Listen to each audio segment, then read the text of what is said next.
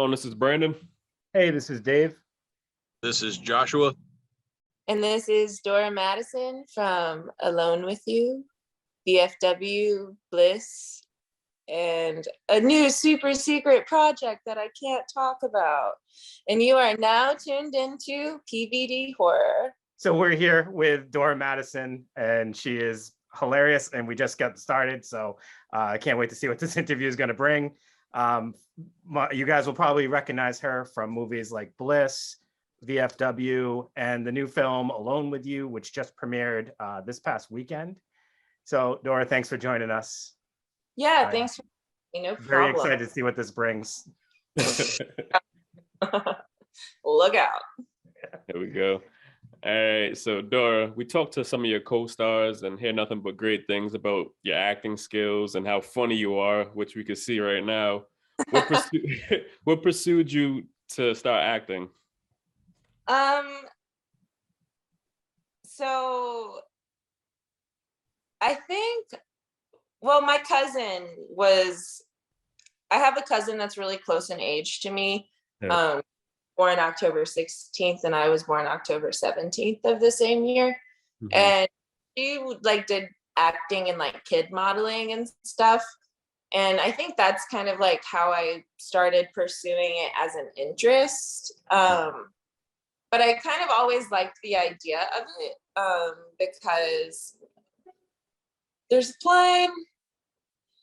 Can you hear the plane? No. Okay, well, taking your word for it. But I got drag racing going on outside my house, so you'll probably hear that.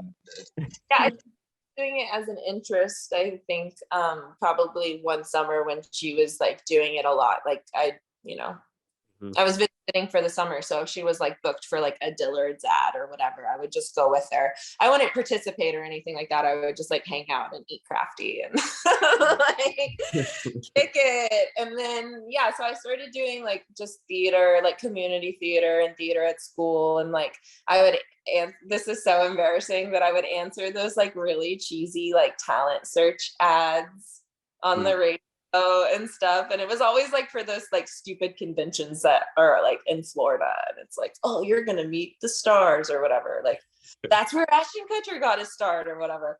So I would answer those a lot, but oddly enough, like going down those like cheesy little paths and doing those things and like signing up for like model camps in Houston, I started meeting like agents and things like that. And so I started auditioning, I guess, when I was like 12. I don't know. I did like a CC's commercial. I would do like voiceovers for like, I don't know, audiobooks or like procedural things. I would just whatever. I wasn't like a working actor because I lived in Texas. And then I started doing like little student short films. And then the year that I graduated high school, and I auditioned a lot. Like I auditioned a lot for like bigger projects and like local things and like Disney stuff. I remember this is really like funny and stupid, but I did, it sounds cooler than it is, so let me preface it that way. But I did a project with Demi Lovato like before she was really famous because she's from Dallas. Okay. And so we were shooting like in Del Valley, which is kind of close to Austin, and it was like these little 10-minute or 5 to 10-minute like filler episodes that Disney would put in between like their bigger broadcast things. And so they would go and they would like do an empty school, and then they would film like a bunch of these in the course of a weekend. So I would like do like extra work for stuff like that. And I was always so embarrassed because like my friends at school would be like, we saw you on TV, you're famous. But it was just like me like literally sitting in the background like selling lemonade and not talking or whatever. And I'm like, that's so embarrassing. I'm not even the lead, So I thought it was like cheesy or whatever, but I did it. And I would like audition for stuff like that a lot, and audition for little parts in films that might be coming through town. And then when I graduated high school, I auditioned for Friday Night Lights, and I booked a series regular role through the local casting. But I had to do like a screen test in California. It was like I thought originally that it was the first time I had ever been to California, but that's not true. The year prior, my friend's dad like had a business trip or something like that in California during our spring break. So he like took her and me to California, and we like stayed at this like really cute like hotel in Santa Monica. And while he was like at his like, I don't know, dad suit and tie convention, we would like walk to the beach and stuff, and it was really cute. So yeah, and then that's kind of how I started acting professionally, and things just kind of like, I won't really say took off from there, but things kind of started taking root from there. Yeah. Now, you had a few horror roles. Are you a big horror fan? If so, what are some of your favorite horror movies? I would say that, yeah, I'm a pretty big horror fan. I really like the original Halloweens. Okay. Those are my favorite. Yeah, I really like Mike Myers a lot. Friday the 13th and stuff like that. I don't know. I just feel like those franchises are all pretty inconsistent, but Halloween is always like pretty fucking good. Fired. She's coming at you, Brandon. Friday the 13th is my favorite. It's all well, right. Good movies. I'm just saying, like, sometimes their franchises like all over the place, like the quality from film to film, or like how scary one film is over the other. But I guess I just have like that's just the film I watched all the time. And my brother's really into horror films, and he did this really weird thing, like ever since he was like probably like in 8th grade, where he bought a Michael Myers costume, and every year at Halloween he would just stand in like the yuppie neighborhoods and stare at people in his Michael Myers costume. That's amazing. Dave does that.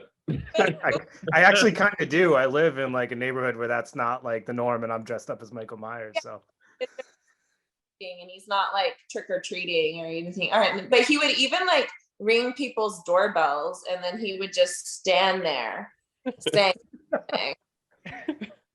staring at them until they got freaked out and like closed the door or called the cops. He was so scared.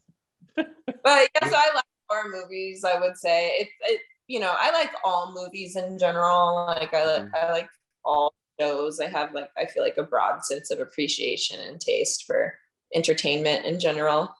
Sure. There's also, before you go, Brandon, so Dave does the same thing that your brother did, except your brother does it on Halloween and Dave does it like every day. Don't listen to this. Don't listen to this. He just rings the doorbell and just stands there with the mask on. Just the mask. That's just the mask. All right. So I was actually hooked to that show, Chicago Fire, a few years ago, and that was the first time I had seen you on the screen. And so I had just talked to Emily and also just realized that she was on that show too. What was it like being a part of that show? Being a part of that show, it's very much like a family vibe over there because Chicago winter is so fucking relentless. I think it makes everyone feel like they've gone to war. So very much bonded in that regard. But no, everyone was super.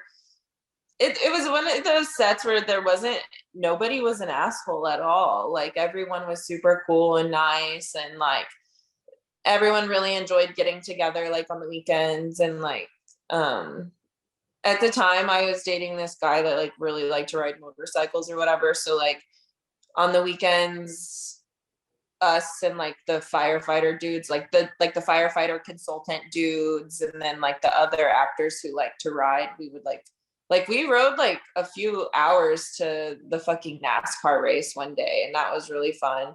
I can't ride motorcycles at all. I just was on the back of someone who could ride them really well. But it was just a fun experience, like to bond with like your cast in that way. And I thought that my storyline was pretty cool, and you know, thought I did a good job. So ultimately I'm really glad I got to do it. It was one of those projects where I was like, oh my God, I might be here forever, because it's a show that goes on for forever. But I feel like I would rather have like a cool storyline for a short amount of time than to like kind of like meander along through like, you know, but it just depends on the project, you know. Yeah. But I mean, it's open-ended also with in that regard, because my character didn't die or anything. She just went like to rehab for a while. So it's one of those things where there's always potential that I could come back. And even though technically they already killed me once. Yep. Because I played my sister. Oh, geez. Funny story. So like I auditioned to play Sylvie Brett, the blonde paramedic that they replaced with. Yep.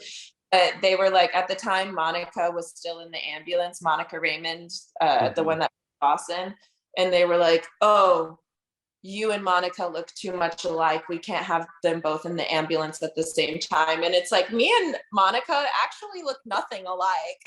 Like, both have brown hair. But oh no, middle America won't be able to tell who's who. So, but and also Kara Kilmer is really amazing, and she's a great Sylvie Brett. And so she was cast, and then they were like, "We really love you though. So do you want to like do an episode of Chicago PD as a consolation prize?" They didn't say that, but that's how I was like, yeah, you know. It was like runner-up of the callbacks. And so I did a guest star spot instead. And I played Jelly Bean, a criminal informant with a black eye. Doesn't have any tattoos. But her boyfriend's a dick. So Antonio or whatever uses me as a criminal informant and then pays me a bunch of money and I get the fuck out of town. And then like 8 months later, they called me and they were like, well, they didn't call me. They called my agent. They were like, hey, Dora, what's up? No, not much, Dick Wolf. No, but they were like, we really like her. So we like made up a part for her and we want her to come back. And I was like, am I Jelly Bean? And they were like, no, you're her twin sister. And I was like, okay, tight. And then, of course, they killed my sister. So technically, they did kill me, but I'm still alive. Back. So you also were on season 8 of Dexter as Masuka's daughter. What's that? Horror. Yeah, that's kind of horror-esque also. Yeah, I did season 8 of Dexter.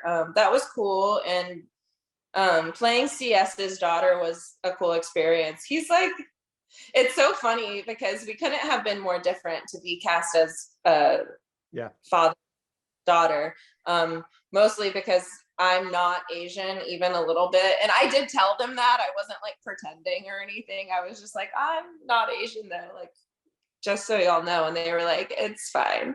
So, but also like I had like just gotten out of high school and shit and started acting, and he like went to like Yale or Harvard or something.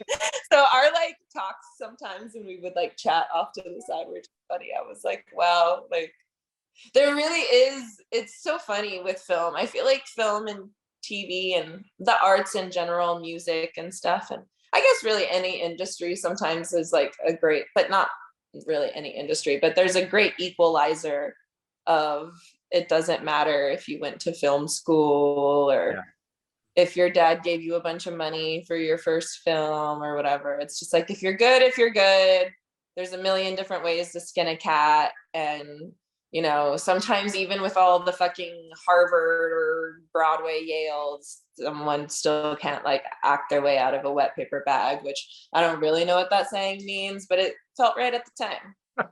You know, it sounded good. So you got it. Like all the classes in the world could make somebody polished, but all the classes in the world will never make someone good who doesn't already have a little bit of it to begin with. Right. Yeah, we've had that conversation with like some indie directors and stuff like that, like about, you know, whether you'd recommend going to film school and whatnot. And I think everybody lands a little different on it. Some think it was like really valuable. Some are kind of like, you can kind of do it without doing that. So I guess, you know, it's more about like the talent and the person's drive than it is anything. Yeah. And like what I think it's like Ava DuVernay like started writing when she was like almost 40 or something, you know, like she was living a whole life doing like regular jobs and shit, and then was just like, oh yeah, I'm the voice of a generation, I forgot. You know, so it really doesn't matter. Everyone has like a different path, and Yeah. I think that that's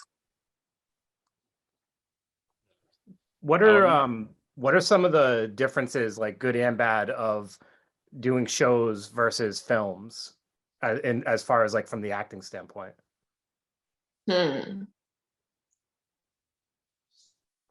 Well, I think when you're doing a show, you have time on your side. Well, with the assumption that the show is something that continues and Sure. has time, but you have time on your side to like grow and evolve and like have your characters like go on a journey. But with a film, sometimes it's so jam-packed, you know. Every single moment essentially is telling the story all the time. And with good TV, I guess it's the same, but there's just, you have to be, I don't know, maybe, I don't know. Also, depending on the budget of the thing that you're working on, TV, for me, in my opinion, has always like paid me better. But, you know, eventually working on bigger projects, or, you know, projects with budgets, that also can flip-flop in the other direction too.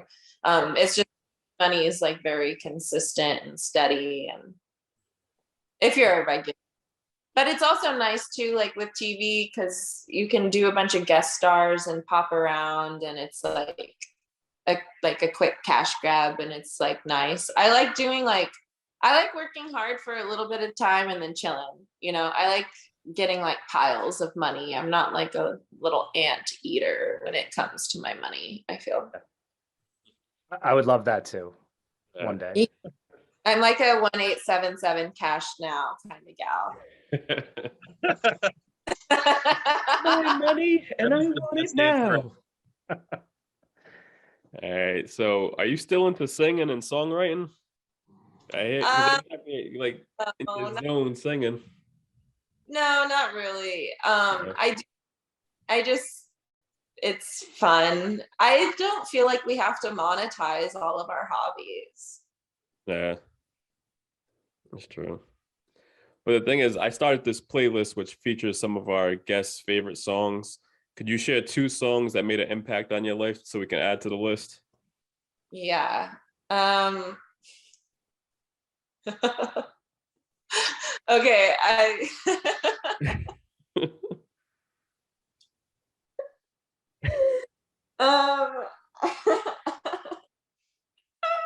There's no wrong answer. Yeah. Funny song that would probably throw off your whole playlist. No, that's cool. Songs. Can I give you 2 serious songs and a joke song? You can give me whatever you want. That's fine. It all works. So it's not going to throw the playlist off. My favorite song right now is called Pink Pony Club. Pink Pony Club. I really like FKA Twigs. I think it's called Jealousy. Okay. And then the Tommy Genesis remix with Bia, A Woman is a God. Oh, and a bonus track, if we're going to do a B-sides on my compilation album, is I really like the song Same Hands by Bia. Okay. All right, so I got to check out that Pink Pony song because... Club. Okay. Isn't Bia from Boston? You're all going to hate it. You're going to hate it, and then you're going to reluctantly love it. Reluctantly. So are you that person when you're in the car and they're like, pass the aux cord, and then you're like, you just throw off the whole mood? I don't want the aux cord. I am No? not that. I don't want that pressure. No. Like everyone has those friends that'll like cut you for the aux cord, and it's just like, fine, bitch, take it. Like, your taste is okay. You have a Spotify account. Cool. I have a Spotify account. I still listen to Baby Shark, so you know, I got kids too. That's how it goes. Hey, watch that movie Vivo. What is it? Vivo. Yes. Yes. Who's Martha? The funny thing, like, my son doesn't watch horror movies, and he is now 11, but we still watch like all these Disney movies and all like these YouTube videos that I just wish would go away at this age. I'm like, please stop. He's like, Dad, you gotta see this. Well, I'm maybe like, you dip those in with like Goosebumps or something. yeah, we went through the entire Goosebumps series when he found that on Netflix, I think it was, and we watched it all the way through like 5 times in a row. So after a while, I'm like, can we not watch Goosebumps either? Like, yeah, it wears on you. So speaking of music, how did you get involved with the what was it? What would Duplo do? Diplo. Oh, I just when I say Duplo. Speaking of kids. I never actually got to meet Diplo, which is sad. But I think one of my friends is like fucking him, so I'll probably meet him soon. But I just auditioned for it. There was like a casting notice, and then I auditioned for it, and then they call you back for another audition, and so then I did that, and it was really cool. I was like in the waiting room, and James Vanderbeek himself comes out and is like, Dora, what's up? Like, so good to see you. Like, thanks for coming. Like, he greeted me like I was an old friend, and I was just like, is Dawson the nicest guy on the planet? Sounds like it. Yes, he is the nicest guy, and he's so funny and cool. And so it was like, yeah, really, it was cool. So yeah, and then that's how I met Brandon at like the Brandon Dermer at the callback also, and he's very cool. He's from Chicago, and you know, he's like a music video guy. And he's like really big. He loves like screamo metal music. He's like, I would come to like fittings and read throughs at the production office, and I would like walk by his office, and he'd just be like standing on his desk, like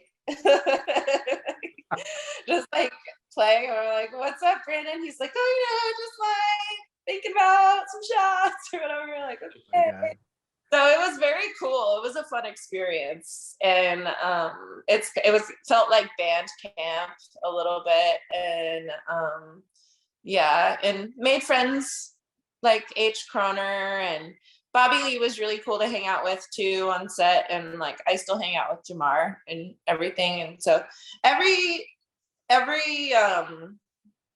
project, you know, you like kind of keep somebody from every project that like you always have in your life. And like I did this really shitty zombie movie when I was like 19, but I made a really good friend, this chick Nisha. She was like my hair and makeup chick, and she's like gonna be staying with me on Friday.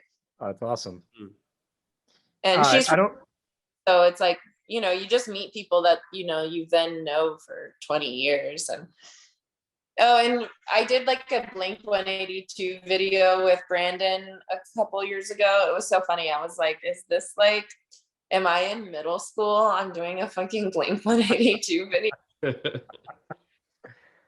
But what was the name of the zombie movie? I saw Josh's eyes light up when you said shitty zombie movie.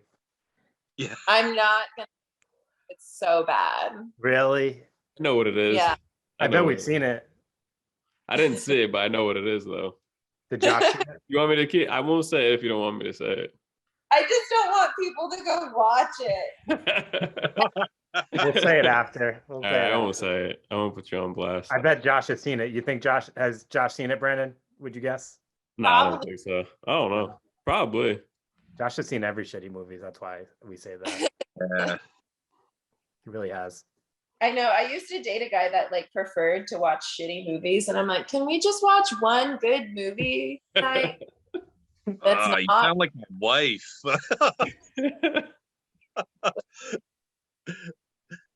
So aside from shitty zombie movies, you also did this movie called Cowgirls and Angels, and I read that you actually performed stunts on horseback, and that's pretty badass.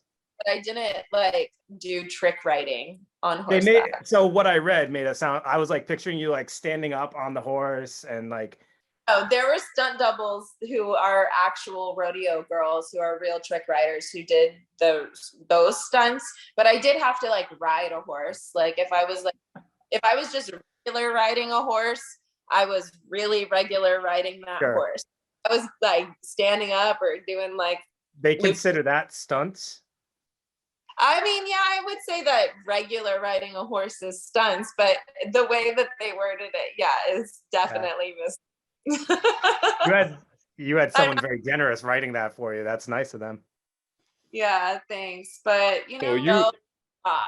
so so you worked with Joe Bagos and Josh Ethia, which are local filmmakers from Rhode Island. What was it like working with those guys? It was cool. I mean, I fucking loved it. Joe is great, and him and Josh grew up together, like they're old friends. Yeah.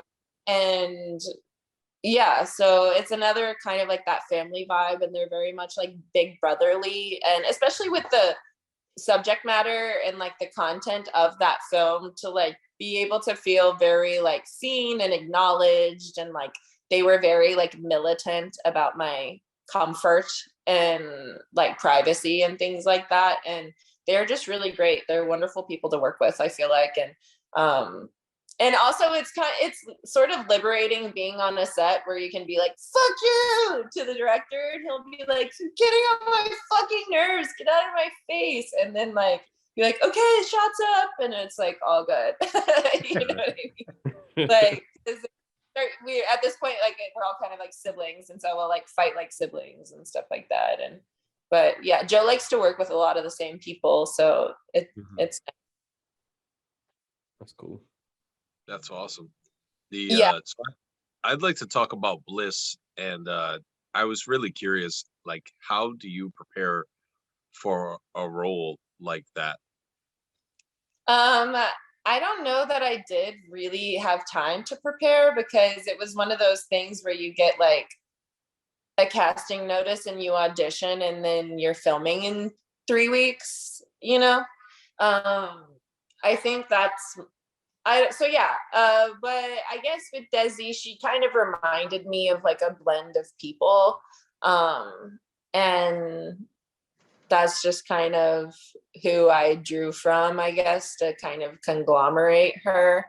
Some of I'm proud of the film, but some of the performance moments I wish that I would have like chilled a little more. That was another thing of like when you're carrying a film and the pressure of being like, okay, gotta be like every single scene has to be great because you're literally in every single scene. But like if I could do it again, I wouldn't have like tried so hard at certain moments and remembered that certain things are just to link to the next, like it's like little bitty bricks. But in terms of like getting the look of the character together, it was like I wanted like an actual dude's shirt. So really I just ended up wearing all of Joe's t-shirts and like my own pants. And I think those were my boots too. They were just like vintage, like military boots from like a surplus store. And yeah, we didn't have any money. So pretty much we just wore all of our own clothes for the most part. And then, and also too, I started for a character like that. We also had to be on a night schedule because it's a vampire movie. So your demeanor starts to change because like your circadian rhythm is pretty fucked off. Yeah. And a lot of Adderall because you're up all night. And would listen. There's like a lot of like metal music and things like that between setups, and I don't know, you just kind of get into it. Yeah, and Joe's very specific, like with his vision and things, and all of his stuff is like very storyboarded, and because we're shooting on film, you know, and so it kind of has to be very planned out. But we also had a very good like rapport of like wiggle room and seeing what all would happen and stuff. Like the final painting scene, I'm pretty sure like I don't think I can't really remember because some of it is like a fever dream at this point, but I don't even think that like it was scripted that I was even going to be getting like naked and like the final like bloodbath like painting scene. I think that I was just like in the zone and had probably like, honestly, I probably snorted some Adderall in the bathroom with True, and I was like, Josh, let's just fucking rage, put on some because it was going to be overdubbed anyway. There was no lines. And so like played like some of the nastiest death metal ever. And I was really, really sick of being in my clothes because I had shot this fight scene with True. And I don't know if you've ever worked with fake blood, but it's really sticky because it's syrup and it smells like burnt waffles. And when you're wearing clothes with it, it gets like cold and wet, and then it sticks to you and it really hurts. And so after a while, it was the last shot that we had to do, like the sun was going to come up. And so honestly, I was just like, I'm really over this situation. And so yeah, so then at that point, and then it actually ended up working out to be like a good improv moment because Joe was like, this is actually great because it's easier to blow up your fake body if you don't have clothes on. Because like when they would blow up my fake body with the clothes on, the clothes would contain the explosion. So like all the goo it would go, and then all the goo would just like, it wouldn't go, you know? So perks to being a hoe. And yeah, so that was a really fun scene, and we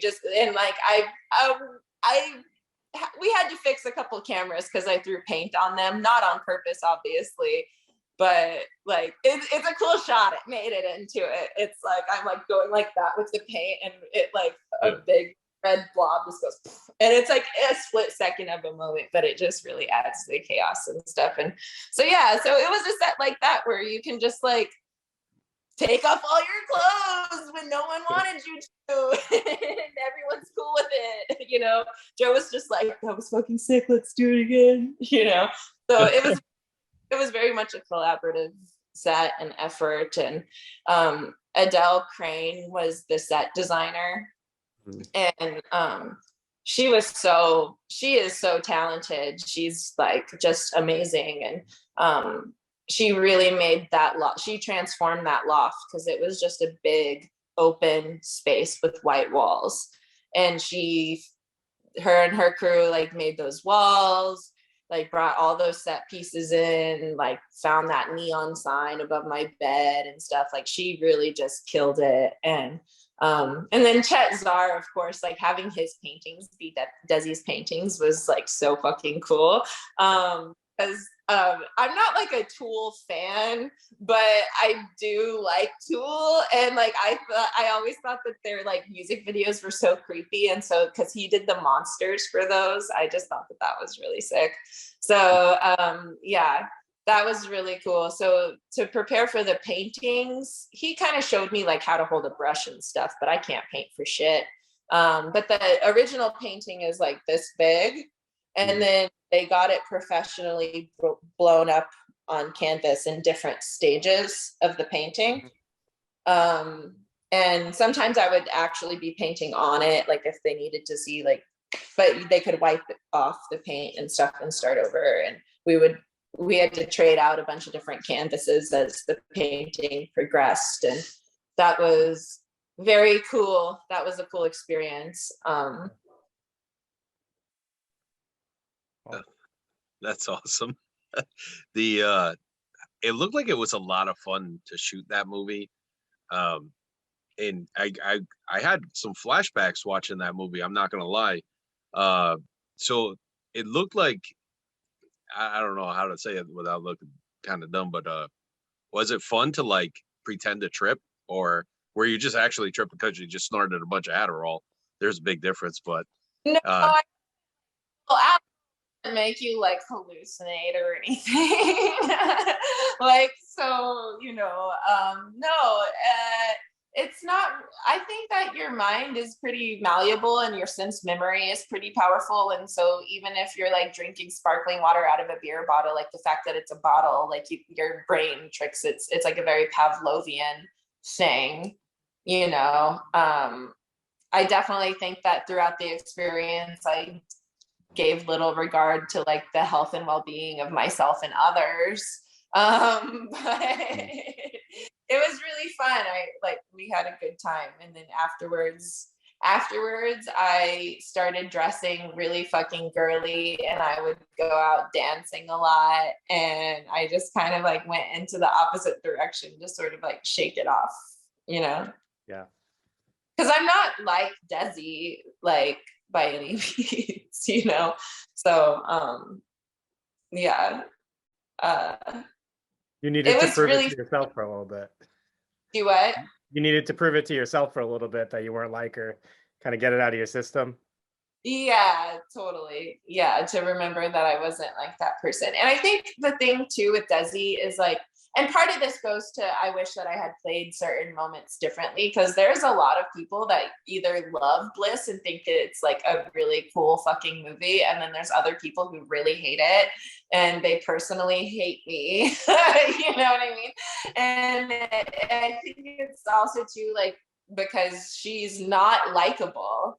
Like, she's only likable in the sense of like, if you're like, a borderline dirtbag in life and you get chicks like that, then yeah, you probably might like her a little bit, but she's not like a pleasant or sunshiny person or even a damsel. She's actually kind of the victim and the villain of the whole piece, because she's actually the one killing herself and everybody else, which is sort of interesting because it kind of puts any tropes like on it's just hilarious that Joe fucking Vegas is some radical feminist icon or whatever. Not icon, but you know what I mean. Like, but all of his female characters are very much, he has a great respect for women in such a like funny like dude way, but it's like a very like revered appreciation or whatever for like very complicated, like, yeah, female character. Like his next protagonist is a female, and it's kind of in the vein of like that classic John Carpenter horror, like Final Girl, but she's like a very kick-ass Final Girl. That's not the part I'm playing. I'm playing like a different role in it, but I'm seeing it in his writing now as his friend that I've read more things. And yeah, but it was so funny because he called Drew the other day and he was like, yeah, I'm gonna be doing this next one and that's cool, it's for other people, but then I want to do this one and I want to go full penetration, so I thought of you. And she was like, oh, thanks, like you thought of us for the full penetration or whatever. But I was like, I think Joe Vegas would be the only person that I would go full penetration for, because at least I know that it would be on 16 millimeter. And forever. So you did VFW. You were in VFW too, which is like more male based. It's more male based, but there is obviously female characters and totally different like energy to that film, while it's still like got like it's kind of metal and it has like grittiness to it. What was that experience like filming that film, and was it significantly different than doing Bliss? It was badass. Like, it was so cool. It was way easier on me than Bliss because I wasn't in every fucking scene, and I was just like hanging out with a bunch of swirly old dudes that are like super cool, and like Stephen Lang and oh my god, the other guy, oh my god, he's in fucking Bill and Ted. Bill, right? His name's Bill Oberst. No, Bill. Oh fuck. But all those dudes, you can look up on IMDb. Every single one of them was really cool. Martin Cove was really cool. Like they were all just like really rad, and it was fun like hearing them like bust each other's balls and tell their stories, and they were cool. And like it was funny because Stephen Lang was talking one day. They loved like waxing poetic and telling me things. And Stephen Lang was like, there's different kinds of actors. There's show ponies who you have to like really cater to and blah, blah, blah, blah, blah. And then there's workhorses who are just like show up, do the job, go home, kiss their wife, they're done, And I was like, who am I, Stephen Lang? And he said I was a workhorse, and that was probably like the best compliment anybody's ever given. Yeah. For the workhorse. That's awesome. You're a workhorse that listens to Pink Ponies. That I talked about penetration. Okay. Plot points in there. I didn't give away. I have a big mouth. Don't ever fucking tell me a secret. Don't worry about it.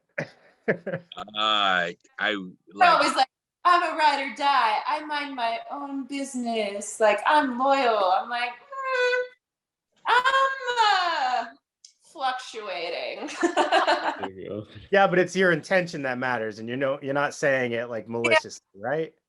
I would say I always have good intentions about 85% of the time. It's a lot more than half, so you're good. Yeah.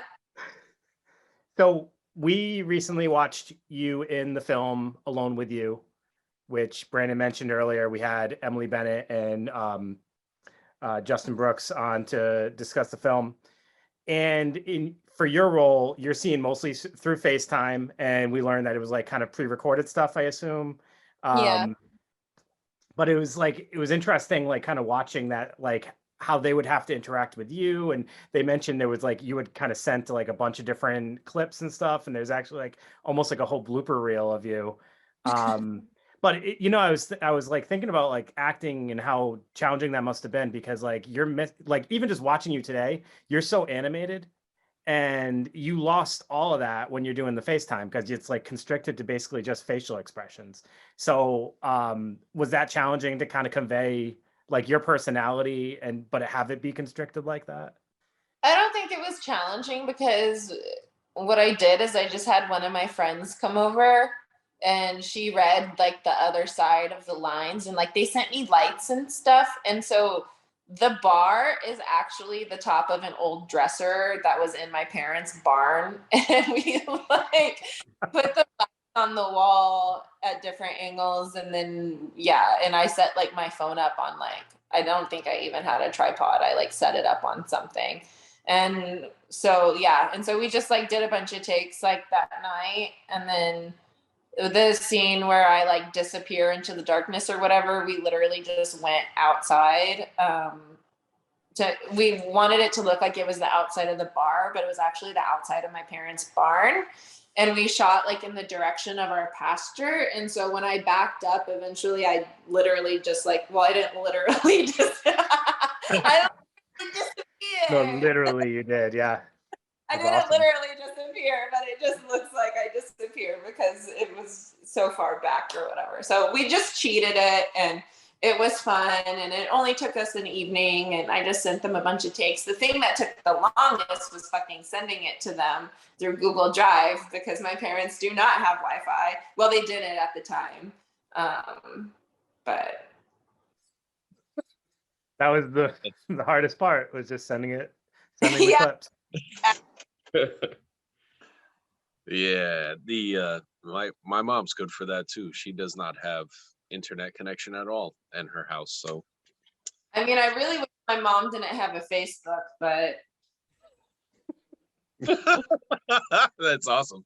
So speaking of moms, we touched on this a little bit, and I have kids. Brandon has kids. Dave has his toys in the background. He doesn't have kids. Very demeaning, Josh. It is.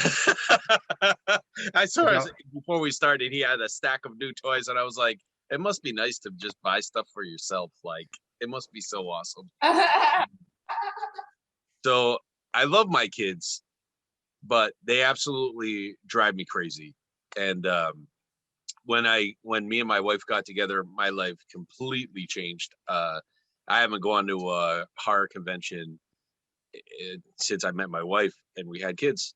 You know, and I'm just wondering, like, as a professional actor and obviously a woman who's really busy, like, how does it affect your life now?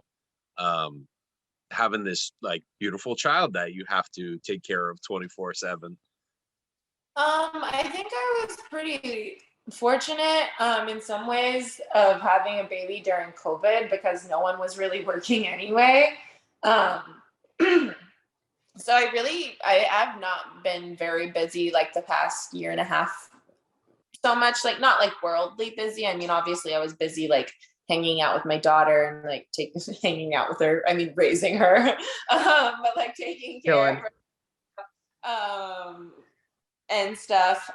So now that I'm kind of like work is picking back up again and I'm more like on a schedule, like she and I were very much like cocooned within one another for like the first year, I'd say. And then once we started, because we lived in Texas during that time, and then once we started transitioning, I just moved back to LA in November, which is why I'm sitting in a mostly empty house. I just moved in. But since I've like transitioned back to here, it's cool, you know, it actually works out really well, like being a co-parent, I feel like, you know, because I split time like equally with her dad, and he lives out here too, and he's an actor as well, so he gets it. And yeah, so we just like make it work. We keep it pretty flexible, but as consistent as possible, like when we're not like on location and stuff. And so it's just always takes adjusting and everything like that. But I haven't found that it's been like a huge setback. It's just everything takes a little bit more care and a little more planning and things, you know. So I don't know. I'm still figuring it out. So maybe ask me in like a year and I'll tell you how it actually worked out. But that's not how it goes. My daughter's 18. I still have no idea. I'm going to go do like a movie at the end of the month. And so we just kind of swap. And so that's kind of nice. Like sometimes I don't really feel like a single parent because her dad is so involved. And yeah, even though like we still we maintain separate households or whatever, but I don't feel like a single parent by any means, you know. So I feel pretty lucky in that regard, you know. That's cool. Really awesome. And sometimes that's like, oh wow, you're so lucky. Like your kid's father loves your kid. It's like, yeah, it's pretty much base level, but y'all get a gold star for everything. So Dora, can you tell people if you have anything that you have that like they can be looking out for? What I know you don't want to share, you can't share your big project, and I'm not going to tempt you to do so. So we know you got something in the works, but is there anything else in the meantime that you would like them to check out? Obviously Alone with You, but anything else? Yeah, Alone with You's just come out. Yeah, I have the Top Secret Joe Begas project. But yeah, there's some things that are like in development. But nothing is like to the stage where I feel comfortable with talking about it. Besides Alone with You, of course, that's going to be in select theaters and on streaming services. I think it's going to be on Amazon Prime, but I could be wrong. Okay. Did they tell you when they were on? The 8th, it's coming out on demand. So I don't know exactly where it will be, but somewhere. Yeah, so it'll be out. And yeah, I'm thinking about, you know, kind of like, I've been batting around the idea of starting a podcast or something. So I'll let you know if I do. But yeah, I'm not really sure. I'm just kind of like hitting the ground running and seeing what pops up and being open to that. I'd love to do a couple of movies this year and get on like a cool show. I've been really inspired by the work that Euphoria has been doing, and there's just so much really great TV out there. I love Marvelous Mrs. Maisel. I can't wait for the new season to come out. There's another really great series that I watched. I feel like I'd be watching everything, but it's How to Be a God in South Florida. It's Kirsten Dunst, and it's hilarious. She is I haven't seen that. Oh, yeah. Yeah, I love TV. I love watching everything. I even like the new Sex in the City, even though everybody hates it. I love it. Because I'm fucking cheesy. But yeah, I just want to get either a couple of like good recurs on something, or snatch up a regular gig on something new and cool, and just pound that pavement and be a working actor and be very busy and buy a house, and just I want my kid to have a really cool life. I want her to see the world and meet lots of new and cool people, and I want her to know that she can always be creative. And I think a lot of times people pressure themselves into foregoing passion or happiness for stability, because they assume that stability is like the most important thing for a child. And I find that finding stability within adventure is really good for a child, because you can be stable, but like it's consistently miserable or consistently no kid ever wants to feel like your parents are like, oh, I wanted to do this, but then you came along or whatever. And it's like, fuck off. Like, you could have done whatever you wanted to do. You could use your children as your motivation or as your roadblock. And she's so cool. So she's my motivation to like keep doing things. And I have like a pilot idea that I've been batting around for a really long time. So I'm just like getting all the scripts written. It's like I feel like I have pretty bad ADD and I wander off in like La La Land a lot. And so I'll come up with ideas for things and then I'll flesh it out in my mind for like years. And then one afternoon I'll type it all out, Yeah. So I have some stuff like that, I filmed clips and things like that here and there, but it's so hard working with people when you don't have any money sometimes, because it's like you don't get your footage and stuff, but everything ends up just becoming a dress rehearsal for the big deal. And I'm really inspired by Issa Rae and her whole thing, and like how she leveraged her YouTube show into Insecure. And now she's a very influential showrunner in Hollywood. So I'm trying to catch that wave and do that trip and be a little bit more entrepreneurial in my pursuit of the arts, rather than like kind of like passive and pick me. Just keep pushing. You can do it. Thanks, guys. Yeah, no, I don't think we have any doubts in that. It sounds like you're you got a lot of ideas and you sound pretty motivated and got a good head on your shoulders. So it sounds like you'll make it. Definitely. Thanks. And I'm getting a new couch tomorrow, baby. Yeah. Things are looking up. Okay. Well, it was really nice. Yeah, so thank you so much for spending this time with us and allowing us to help you interior decorate. It's awesome. Yeah. Thanks. We really appreciate it. I'm going to send you all some floor plans. I'm going to have it all set. Right, send me your Pinterest board. All right. Well, thank you so much, Dora. And thank you to everybody for listening. This has been a pleasure. So everybody have a good night. Good night.